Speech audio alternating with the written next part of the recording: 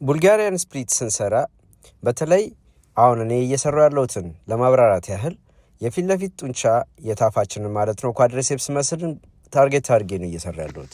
ያንን ማደርገው ደግሞ የጉልበቴን እጥፋት በደንብ ወደፊት በመግፋት ማለት ነው። ስለዚህ ከመሃል ያለው ክፍተት በኋለኛው እግሬና በፊት ለፊተኛው እግሬ መካከል ያለው ክፍተት ሙሉ ለሙሉ ጫና ሰውነቴ ላይ ማለት የፊት ለፊት እግሬ ላይ ይሆናል ማለት ነው። ይሄ ኳድሪሴፕስ መስል ሙሉ ለሙሉ ጫናው እሱ ላይ በመሆኑ ትልቅ የሆነ ለውጥ እንድናመጣ ያደርገናል። ምክንያቱም ሙሉ ለሙሉ ጫናው እዛ ጋር ስለሆነ ክብደቱን መሸከም መግፋት የሚያስችል ሁኔታ ውስጥ ራሱን ስለሚያገኝ ማለት ነው። ስለዚህ ስትሰሩ በትክክል ይሄኛውን መስል ማድረግ ከፈለጋችሁ ታርጌት በዚህ መልክ ስሩ።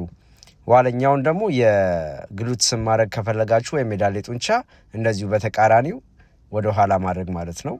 ያው ሁለቱም ይሰራል። ነገር ግን ዋና ታርጌታችሁ እዚህ ጋር የፊት ለፊት ጡንቻ ኳድሪሴፕስ ነው እና ይህንን ቪዲዮ ከወደዳችሁት ሼር፣ ሪፖስት አድርጉት። ይመቻችሁ።